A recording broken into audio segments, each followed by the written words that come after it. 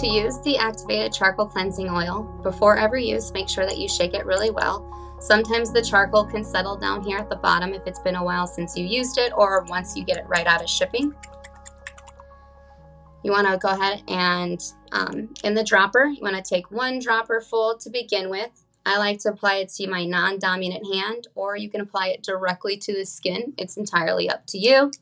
Try to start with about a quarter size amount. I like to warm it in the hands, and then you're going to apply it to your skin very gently. And the initial process is just making sure that you get your skin gently coated all over the face, on the throat, and even on the décolleté, especially if you get breakouts in those areas. Then just massage it into the skin for about 1 to 3 minutes. You want to pay particular attention to areas that you have a little bit more congestion in. Usually it's in the chin area or in the T-zone area. Could even be on the cheeks. Try not to use too much physical pressure to push it into the skin. We're just trying to gently cleanse the skin. Be gentle in areas that you have any type of acne or breakouts going on. If it feels more comfortable to apply it to a facial pad and then to press and gently move into the skin if this feels softer. We don't want to cause any additional redness or inflammation or any harm to the skin.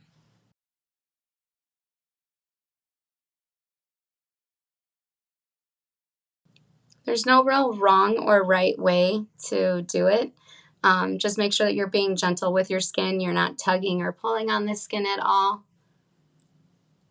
And you get into all of those areas, especially the areas that you have congestion and breakouts in.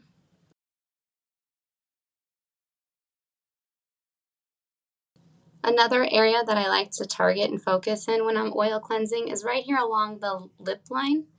A lot of the times we can get those bumpies and some congestion in there from lip oils or lip makeup products. So you can go ahead and work that in.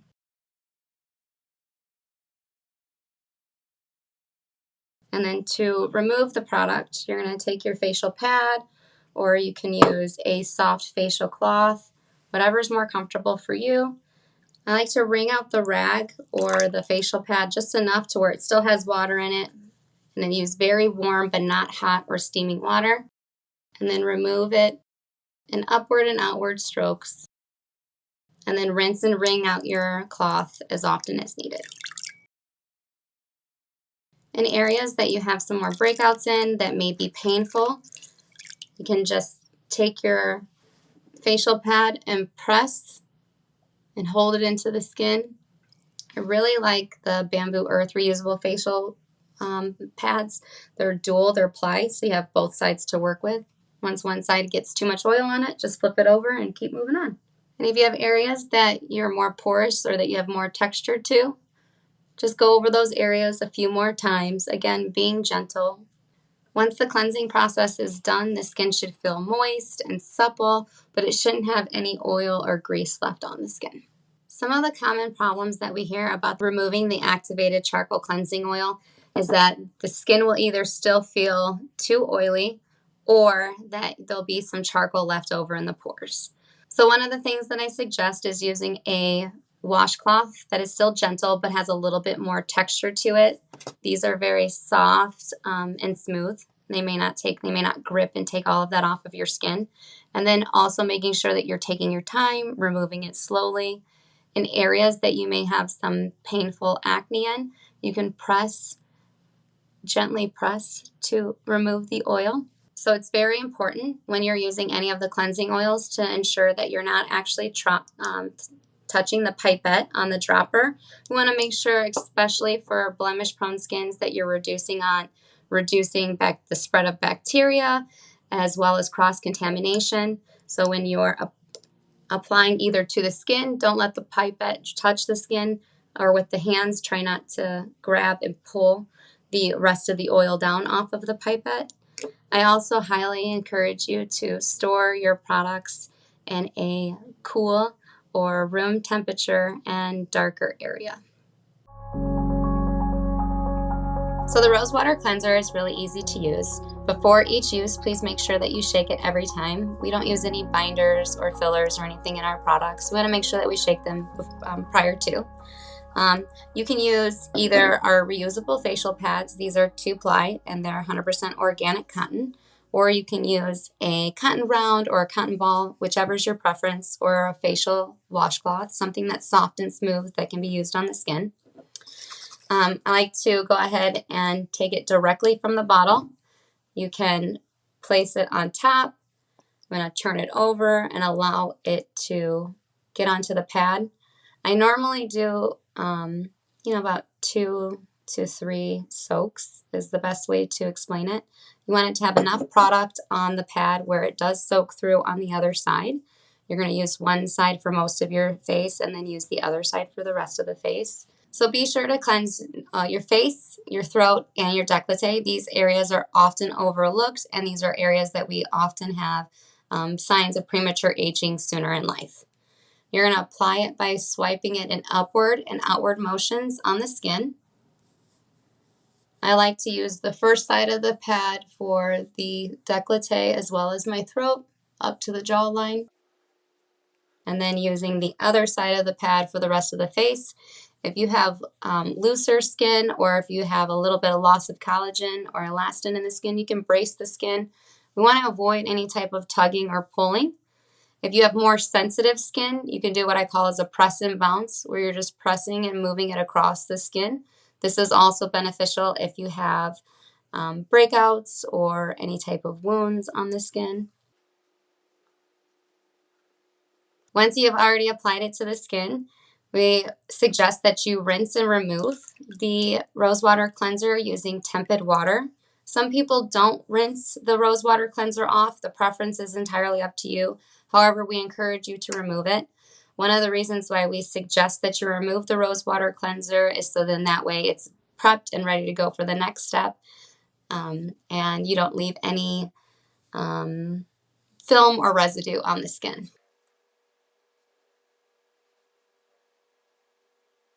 And that's it. You can also remove the rose water cleanser by just rinsing and splashing the skin with water if you don't want to use a facial pad or a facial washcloth to remove it. So some of the common problems that we hear about the rose water cleanser is, do I actually need to remove this? And the answer is entirely up to you. We highly encourage you to remove the rose water cleanser after using it.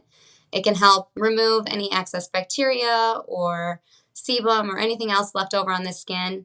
It also makes sure that there's no film left on the skin at all, usually due to human error. It's just what happens. But if you feel comfortable and if your skin enjoys it, you can leave the rose water cleanser on your skin before moving on to your next step. One of the other problems that we get asked a lot about the rose water cleanser is, what is this actually doing for my skin? Is it cleansing it all? And the answer is yes. Just in case if there's anything left over or residual oil from your oil cleanser, the rose water cleanser will ensure that all that grime and bacteria is gone from the day. And if not, it's going to help ensure that all the water-based impurities from your skin are gone. The Dead Sea Mud Mask, you want to use about a dime size amount. I like to use a little spatula. You can either apply this directly to the skin, first by putting it in your hands, or if you have more blemishes or cystic acne that may be painful, you can also dispense it on a small plate and then apply it with a fan brush. And then I was going to show both ways on both sides of my skin. So once you have your amount that you're dispensed on, I suggest that you wet or dampen the skin. You can use it with filtered water, or you can use our Intense Hydration Facial Mist. Those are really great options. Get a little bit of the product on your hand. Go ahead and wet and move it. You want to add just a thin, even layer onto the skin. If you have more acne or if you have any painful blemishes, this is also a great one that you can apply with a facial brush. You want to apply the product in a really thin consistency and upward-outward motions all over the skin. You could also use this as a spot treatment as well. So if you only have a few blemishes and a couple spots, just kind of put it on there where it may be at. or it can be used anywhere on the face. Just want to be sure that you don't get it too far into the eye area. Our eye skin is really delicate. Those that have aging concerns on their throat or on their décolleté, you don't have to skip it out. The dime size amount is great if you're going to use this mask just on your face, but you can increase it to using about a quarter size amount. I have it like here on this little plate. And for those of you that are concerned with fine lines or wrinkles and aging on the throat and neck area, jawline, and décolleté, you can use this mask in all of those areas as well. It's going to increase the stimulation and circulation to the skin, so it may bring some mild redness or erythema. All right, so then once you have it applied to the skin, again, you want to apply it in a very thin application in upward-outward motions, and then allow the mask to dry or set. It should take about 5 to 10 minutes. And then you and I have a break until it actually starts to dry, unless you want to have me keep talking. When it starts to dry, it will start getting lighter in color, won't be as dark. It normally takes 5 to 10 minutes for the mask to completely finish drying. Don't leave the mask on any longer than the 10 minutes though, or it can start pulling out additional oils from the skin, and we don't want to increase any oil production. We just want to help maintain and balance your skin. All right, so once the mask is all dry, you can see I applied it too thick there. That's okay. But it's dry everywhere else on the skin. You're just going to take a facial pad or some type of facial washcloth, and I like to re-moisten and re-wet the mask. That way there's less tugging and pulling when you remove it, and then it wipes off much more cleanly. This mask also offers a gentle exfoliation while you're applying it and while you're removing it, because it has that stony, kind of slightly gritty feel to it.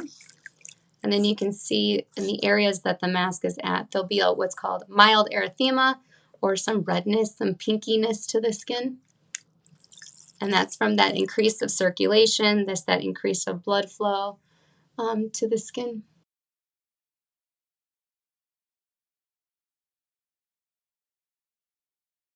When you're removing your mask, guys, I recommend just removing it in upward and outward motions. Rule of thumb, we never really want to pull down or drag on the skin. We want to always make sure that we're encouraging it to remain youthful and upright. And that's it. So some of the common concerns that people will have with the Dead Sea Mud Mask is that it feels really thick and it's difficult to apply. The skin should be moist or damp prior to applying it, and that will help thin out the mask and make it easier to apply in upward-outward motions in a thin, even layer across the skin. Another common objective that we get for the Dead Sea Mud Mask is that it dries out. So in between uses of using the mask, we suggest making sure that the lid is on correctly and the lid is tight, and to reduce its air exposure so it will stay fresh and ready to apply. In case your Dead Sea Mud Mask does dry, it's okay. There's no need to fear. You can add just a little bit of filtered water or mist it a few times with our Intense Hydration Facial Mist to revive the mask. Some people will say that the mask is a little overstimulating. The Dead Sea Mud Mask is overstimulating and feels a little tingly. That's completely normal. There's a lot of minerals and magnesium and salt in the Dead Sea Mud Mask, and that's increasing the circulation to the skin very quickly, which may be uncomfortable for some people. Our Dead Sea Mud Mask has a really deep, earthy, and mud aroma to it. It also contains tea tree essential oil and lavender essential oil, so you may pick up on some floral notes as well as some of more of astringent notes to it. To apply the rosemary toner, first gently shake the product before each use. You can use either our reusable facial pads. These are wonderful. They're 2-ply. Or you can use any type of basic cotton round or cotton ball, your preference. After you've shaken the product, apply it to your cotton pad. I like to do about 3 dips, and then you're just going to apply it to the skin. Please don't skip the décolleté or the throat. Those are common areas that we can have aging or premature aging. And you're just going to swipe the product on the skin in upward motions. If your skin is a bit more sensitive, you can even press and push it into the skin. Be sure to get all areas of the skin. There's no need to remove this product. Leave it on the skin. So when you're applying the rosemary toner, it should feel nice and cool to the skin. It has that slight astringent smell to it. It's very lovely, and a little back of the rosemary you can smell onto it. It shouldn't sting, it shouldn't hurt, you shouldn't have any type of pain or irritation when applying it to the skin. Some of the common problems that we hear about the rosemary toner is that it has a very unique aroma. The rosemary toner, it has apple cider vinegar, alcohol-free witch hazel, and those have a little bit more of an astringent and stronger aroma that it takes a while to get used to if you aren't used to natural products, although many of our customers find it delightful. The rosemary toner shouldn't have any sensations on the skin. If you do feel tingling, it may mean that your skin barrier is compromised, so please reach out to us. We're happy to help. Another common problem we hear about the rosemary toner is, should we rinse this off? And the answer is no. Allow the product to dry naturally to the skin before moving on to the next step in your routine. The rosemary toner sometimes can be cloudy, and there's no need to worry. It has raw, organic apple cider vinegar in it, and those little wispies and the cloudiness is what we call the mother. It's actually the host, and it has all of those great enzymes that make this product so wonderful for your skin. It's very easy to use the Intense Hydration Facial Mist. Make sure you gently shake prior to each application, and then you're just going to mist your skin. Don't skip out on your décolleté and your throat, and 3 to 5 mist is pretty good to get all over most areas. If you have dehydrated skin, we suggest that you saturate the skin before applying your moisturizer.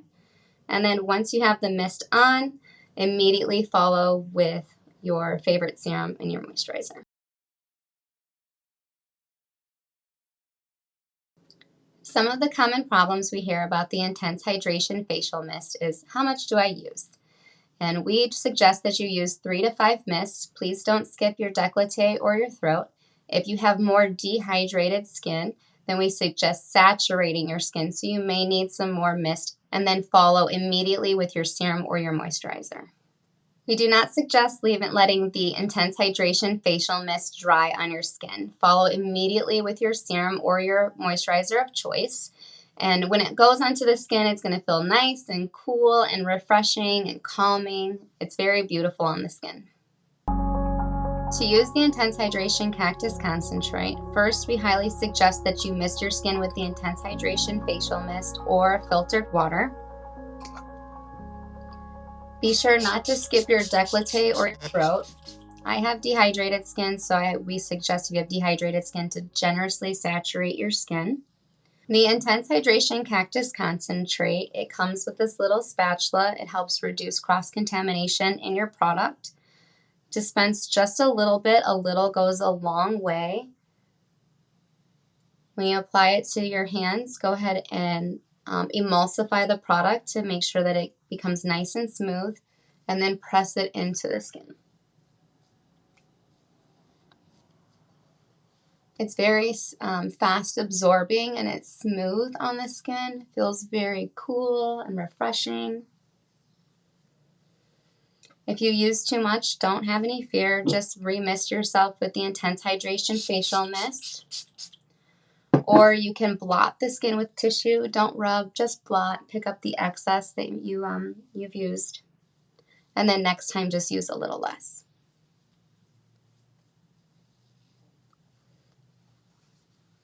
That's it. The Intense Hydration Cactus Concentrate has like a really great rainforesty kind of green tropical scent to it. And some customers, if you're new to natural products, they may not enjoy the aroma, although most of our customers really do. It has really wonderful skin nourishing benefits, so we hope that you continue to use the product as well, and hopefully you'll enjoy it too. So one of the common problems is using too much of the Intense Hydration Cactus Concentrate. That will make it feel too oily or too greasy on the skin. Using a little goes a very long way. The Intense Hydration Cactus Concentrate is a pressed serum, so it's very smooth and it breaks down or it melts very easy as an oil.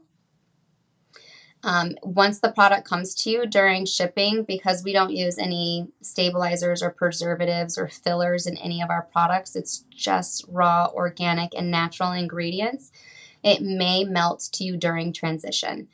When it melts down, it could have little kind of beads in it where the oils and the butters separate, but have no fear, it's still good. You can totally use it. You just need to remelt the product down. Make sure every last bead is melted down and then pop it back in the refrigerator so that it can re-solidify.